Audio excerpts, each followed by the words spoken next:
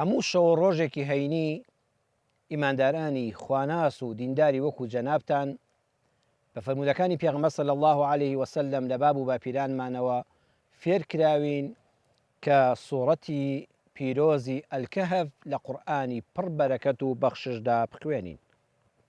پێغەمبەری خوا صلی الله عليه وسلم کە فەرمودەکە لە صحیحی جامیع ئەلبانیدا بە ژمارە فەرمودەی 6470 هاتووە، فەرمودەیەکی ڕاست و دروستی حضرتی رسول الله صلى الله عليه وسلم دفرمي: من قرأ سورة الكهف في يوم الجمعة أضاء له من النور ما بين الجمعتين. هر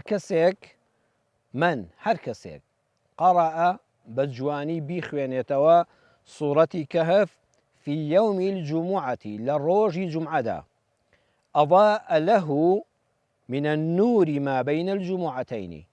لم حفتيا حتى حفتي داهاتو تا جمعي داهاتو أضاء له روشنايك نوريك روناكيك بو أم إنسان هيا برچاوي روناك دكاتوا لتاريخيكاني جياندا واتە سەرفراز دەبێ سەرکەوتوو دەبێ بەرچاوڕوون دەبێ.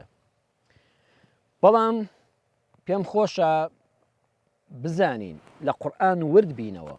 ئەم قورئانە ئەرزمکردن بابەتی ئەم جارەمان ئەوەیە چۆن لە قورئانی پڕ بەرەکەت و بەخشش بەهرەمەند دەبین.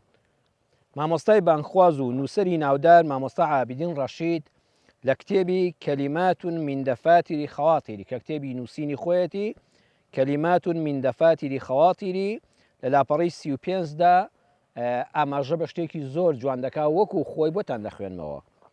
دەفەرمێت لو ختمت القرآن يا قارئ القرآن ألف ختمة وختمة بلا تدبر ولا التزام لا ولن تبلغ أجر تطبيق آية واحدة من آياته الكريمات المنزلة لأجل التغيير والتحرير من الظلمات إلى النور ومن الضلالات إلى الهدى.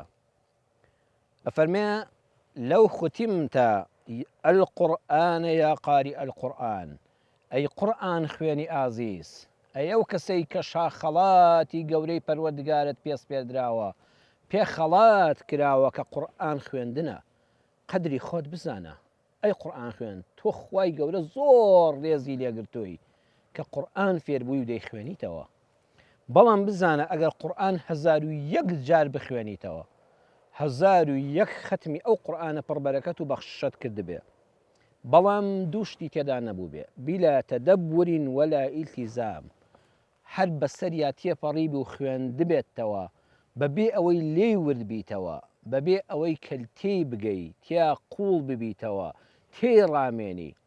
دووەمیان ولا التزام هیچ پابەندیەکت نەبێ بیر نەکەیتەوە لەوەی کە ئەم ئاەتە قورئانیە فەرمانی چیم پێ دەکا لا وەلەن تەبلوغ دڵنیا بە ناگەیتە پاداشتی جێبەجێکردنی یەک تەنها ئاەتی قورئان.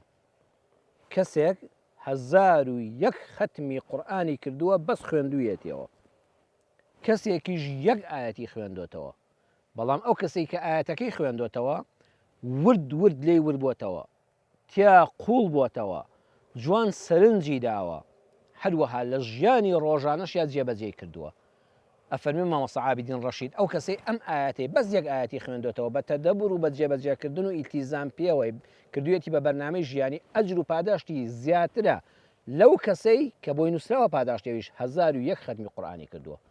سبحان الله.